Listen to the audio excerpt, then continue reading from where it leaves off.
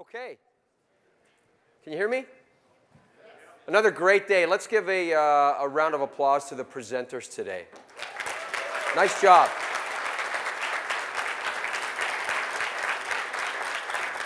Now, the one observation I have to make is, so we had, I don't know, was it 16 teams? 15, 16 teams? How come each team that had an engineer looked the most confused putting together the chairs? Just a small observation I'm making. Listen, I won't keep us here any longer than we need to be. We have a big night tonight. Going to be a lot of fun, a lot of excitement, maybe a little bit of drama. Who knows? So we're trying something new. I thought I'd take this opportunity to get some questions from the group. As Greg suggested, you know, we try and get together as often as we can. Sometimes I come out to where you are. Sometimes you come to the head office. I don't get to see all of you as often as I know I'd like to. But you know, hopefully this is an opportunity. If you got something on your mind regarding our business, the direction we're headed, anything at all, just fire a question my way. But before we do that, we have received some questions. They've been vetted by Deloitte. I don't even actually have the questions with me. The voice of God is going to be reading the questions. So, question number 1. Are you ready? Uh-oh. It's a female God.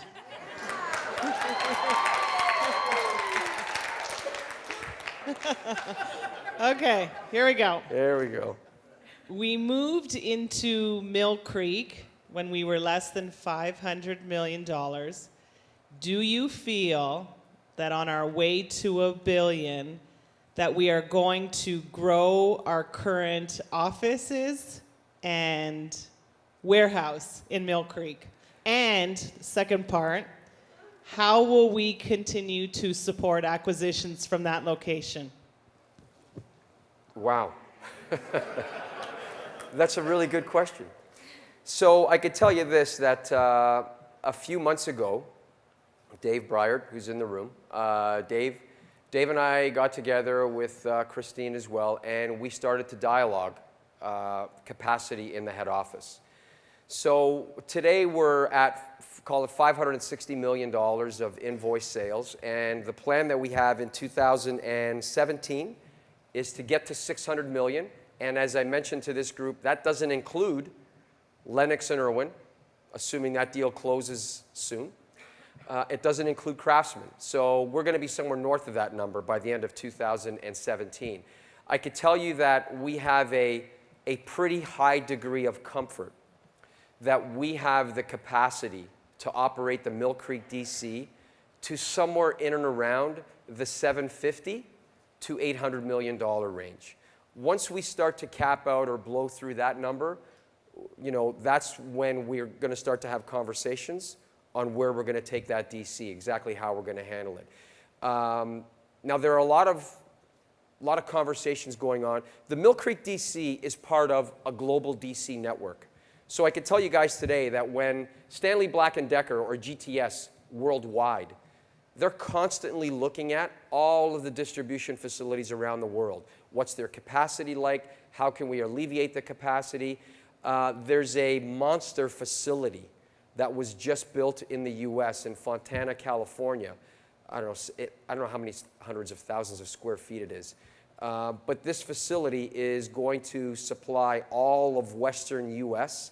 And there's been conversation with, so as Canada grows, as the US grows, what opportunities exist to maybe have some kind of Western distribution facility another Western distribution facility that can somehow satisfy, you know, the western part of Canada and the US. I'm not suggesting that's going to happen. The only reason I'm saying that is that's an option that the company looks at. But if I bring it back to home, if it's going to be Canada's decision or Canada's opportunity to figure out, we will hit our maximum capacity in Mill Creek somewhere between $750 and $800 million. Now, we haven't pressurized every single opportunity for automation, racking, everything else that we can do. We may be able to get north of that number a little bit. But $1 billion, with $1 billion, which we will get to, we're going to be needing another solution to that as well. So it's on the horizon. It's something that we have on our radar screen that we started to dialogue. And once we close the deals that we have in front of us and we start to move through 2017, I've already started to dialogue this with our parent company. So it is a blip on the radar, and as our business gets bigger, the date will get closer. We come up with some kind of solution. But good question. I forgot question 2, or part B to that. Never mind, I guess. I think you answered it. Did I? Okay, great. Next question. Are we going to pursue Canadian manufacturing?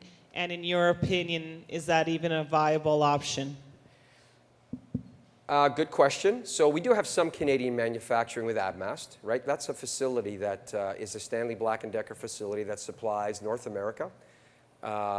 So we do have some Canadian manufacturing. And I'll suggest this to you guys. So in the last 3 or 4 years, when the Canadian dollar was on a dive down to whatever level it went down to, one of the things that we looked at was that opportunity. Because one of the ways you protect yourself from currency fluctuation is domestic manufacturing. But here's the challenge with our business. The challenge with our business is, it seems, I asked the question a long time ago, well, what if we just, build something here in Canada? We protect ourselves. Logic would say, well, it's probably better for our US parent company to buy it from us as well in Canada. But here's the rub with that.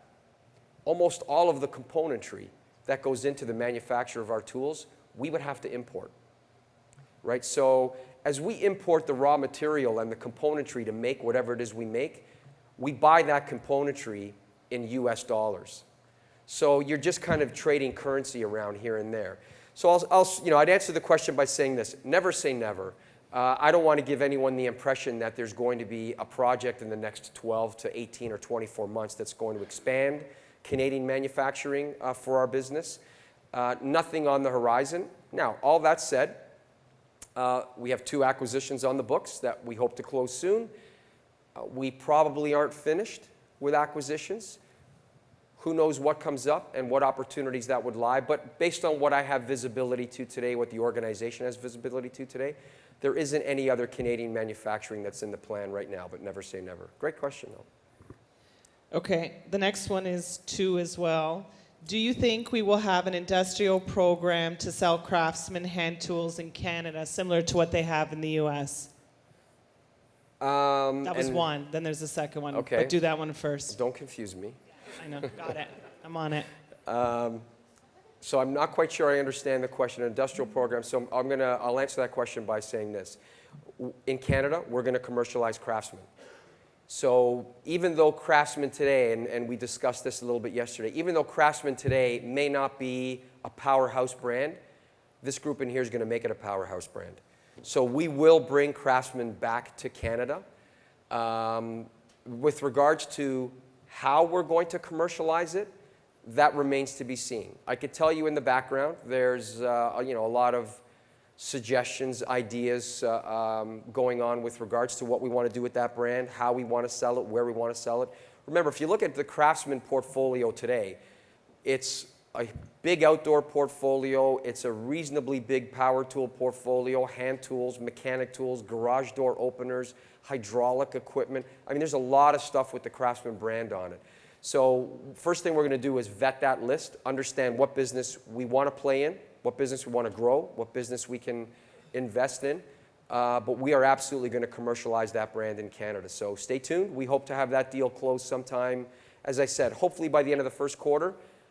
And we're going to come out of the gate charging on it. As soon as I have information that I can share with you on where that's going to go, you can bet that I'll share it with you.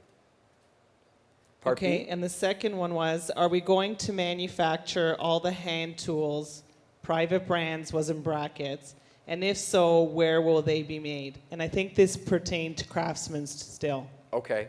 So in our public announcement for the acquisition, one of the big things that we announced with the acquisition, and I don't know that it's just an odd coincidence that the fact that the new government going in the U.S. is all about manufacturing back at home, and we said now that we bought Craftsman, we're going to bring the manufacturing back from China. So the plan is that we are going to look, and the words that we're using is we're going to look to repatriate the manufacturing of the Craftsman product that we're going to participate in manufacturing back to North America, back to the US primarily. So most of the product that we sell, and I'm not going to say all because I can't say that for certain, but the plan is that we want to bring that manufacturing back to North America once we get it going. But again, there's a lot of detail that has to be looked after once the deal closes, but that is the plan at this point. Okay. Okay. Next, what exactly do you have against millennials? And by the way, cereal just slows us down because we want to get to work sooner.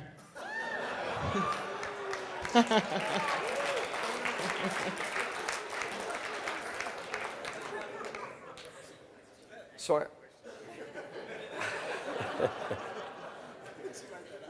I actually got in trouble for saying what I said yesterday. I was told yesterday, I was going to save this for tonight, but now that the question came up, I was told yesterday, you know, Joe, the millennials are kind of sensitive. You might want to apologize to them. So I'm sorry. But you're still lazy bastards.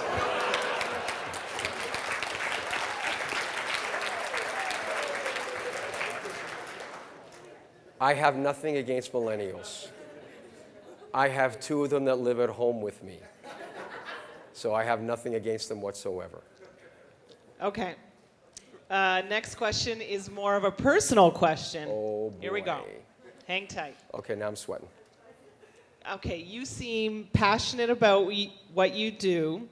We would like to know what motivates you and what advice would you give to the younger members of the organization, i.e. millennials?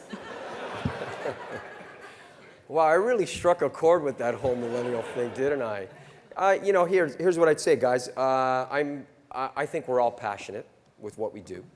I think the culture that we have in this company globally is one of never say die, win every day. And this is what I'd say to you. As far as it goes personally for me, I don't think there's a single day that I don't walk in the front door of our building.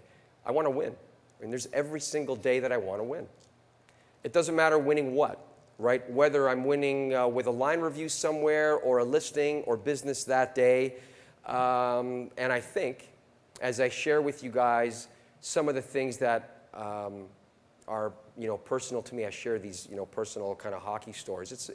We're all very competitive in nature. What motivates me, to be perfectly honest with you, and there's a couple of, you know, personal things that motivate me, maybe over a couple drinks tonight, I'll share some of that with you, but not here on stage with a microphone on. What personally motivates me is you guys. I mean, at the end of the day, I think I take on, I don't know what the right word is, a responsibility of making sure that we do. Here's what I say to a lot of people. I want nothing more than for everyone in this room to achieve what you want to achieve, whatever it may be. It may be financial. It may be from a career perspective. Whatever it is that each of you want to achieve, what I always say to people is, if you win, ultimately, I win. So the biggest thing that motivates me is making sure that I got you guys all thinking the same way. And I'll be honest with you, some of the reaction that I've seen in the last 24 to 48 hours, some of the things that you guys have shared with me and that I see you sharing with each other, that's the biggest motivation that I get in having the job that I have. So that's really what it is for me. Thank you. There's Last more. one. Are there any new acquisitions on the horizon for 2017? Yes, but I can't tell you. No, here's what I'd say. So I think I shared with you guys the last couple of times we've been together. And we discussed it yesterday. We've actually mentioned in a couple of the last Wall Street report outs that this business, this industry that we're in, we believe it's going to continue to consolidate. So the number of players that exist in the business, hand tools, mechanic tools, power tools, whatever it is we play in, we believe that the number of players is going to get smaller. Well, our philosophy in that is We don't want to be the ones standing on the sideline watching it get smaller. We want to be the ones making it smaller. And with what we just did with Irwin and Lennox, what we just did with Craftsman, that's our effort to be the ones consolidating this business. I could tell you this. Look, we just gobbled up 2 big businesses that is going to take some work, some effort, but there's a ton of business that we believe is sitting there for us to go get. Are we finished? I don't think we are. Right? I think we've got our sights set on some other things. I would never venture to give you guys a timeline or a name or anything like that, because, I mean, we're kicking tires all the time. But I could tell you that the philosophy that we have in being the ones that want to consolidate this industry, that philosophy hasn't gone away with these 2 acquisitions that we've made. So we're going to continue to be aggressive. So that's all that was submitted. I'm not sure if anybody wants to ask anything from the audience. We have a microphone, and it's open mic. If anyone has any other questions, just raise your hand. Anything at all. We got a winner.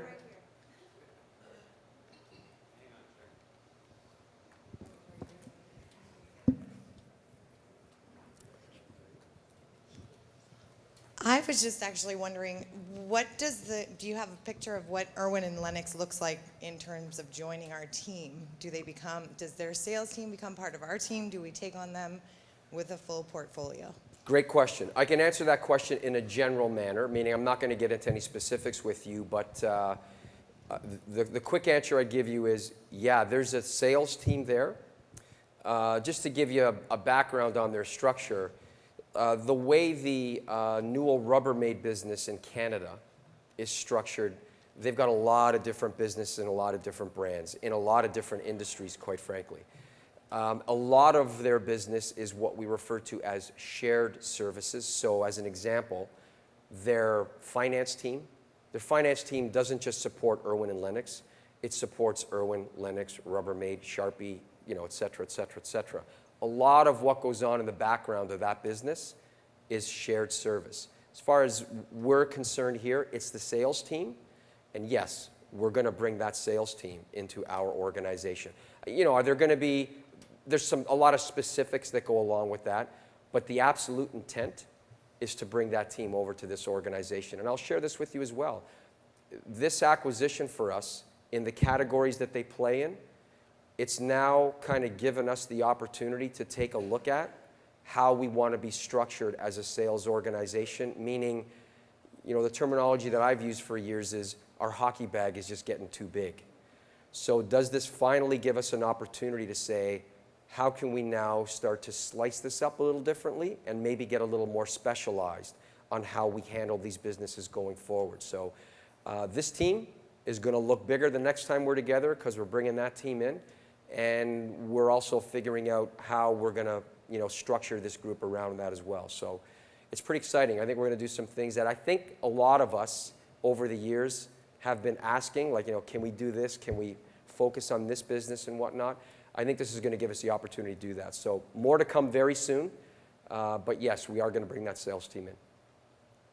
We're actually hoping to have them here. So that sales team had these dates in their calendars, hoping that we would close the deal, but it didn't get closed in time, so we weren't able to do it because there's too much top secret shit that we share in this room. Anyone else? Did I just say shit? Sorry. Anyone else have another question? Anything else? No? Okay, great. Everyone can now take a breather for a while. I think we're going to have a lot of fun tonight. I think everyone's going to go away and get cleaned up real good. I think we're going to put on our best. But I'm looking forward to tonight. It's always, I know personally for me, and for those of you who have not been to one of our Award of Excellence nights tonight, I think you're in for a bit of a surprise. The feedback that I've always heard over the years from individuals that have been here for the first time, I mean, everything that they've seen today, the last couple of days, is always kind of like, wow, unbelievable. But that Award of Excellence night always seems to be one of those nights that is just, you know, the best word that I could use is just it's really special. So I'm looking forward to tonight, and I guess with that, we'll see you guys in a couple of hours. Thanks, guys.